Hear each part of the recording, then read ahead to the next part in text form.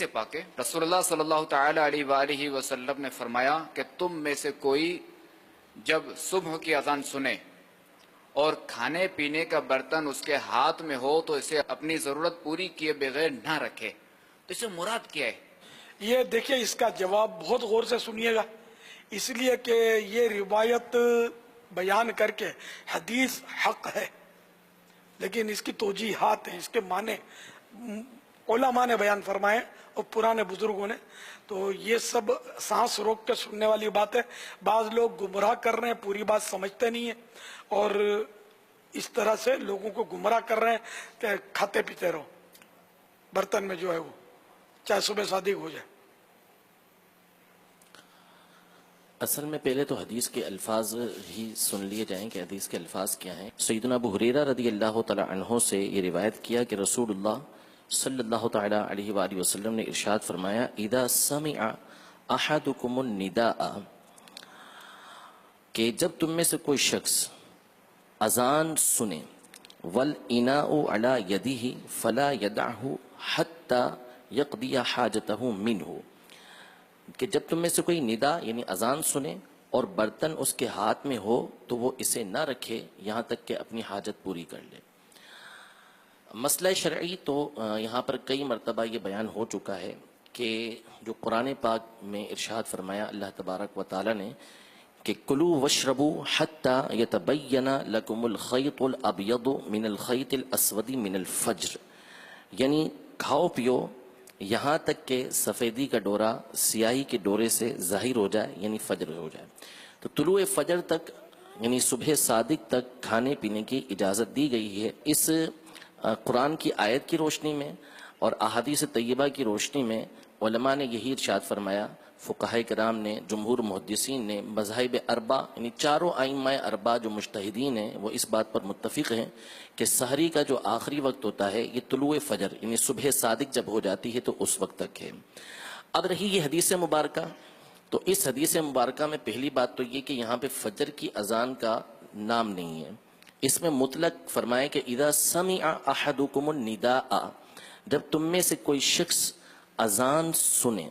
تو یہاں اذان سے مراد کس نے، مطلق یہ نہیں کہا گیا اس کے اندر کہ فجر کی اذان سنے بلکہ مطلق اذان. تو اب مثال کے طور پہ کوئی افطار کے وقت کھانا کھا رہا ہے، افطاری کر رہا ہے اور اس وقت اذان مغرب ہوئی، تو اس میں فرمایا کہ اگر وہ اپنی حاجت اس سے پورا کرنا چاہتا ہے تو پورا کر سکتا ہے، وہ برتن نہ رکھے بلکہ اس میں سے کھا لے.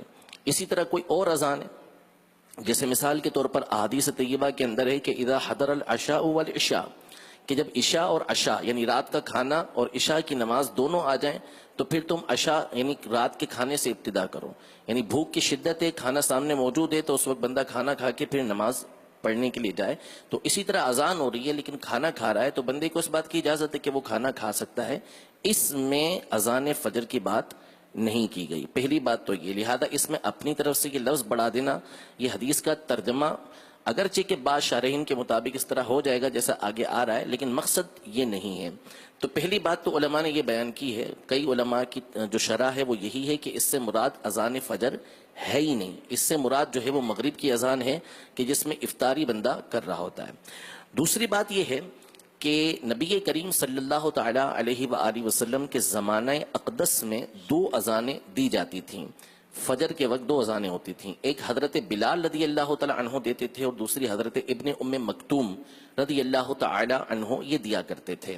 یہ بخاری شریف کی حدیث مبارکہ ہے. تو نبی کریم صلی اللہ تعالی علیہ وآلہ وسلم نے یہ ارشاد فرمایا کہ تمہیں بلال کی اذان کھانے پینے سے نہ روکے جب تک کہ ابن ام مکتوم اذان نہ دے لیں.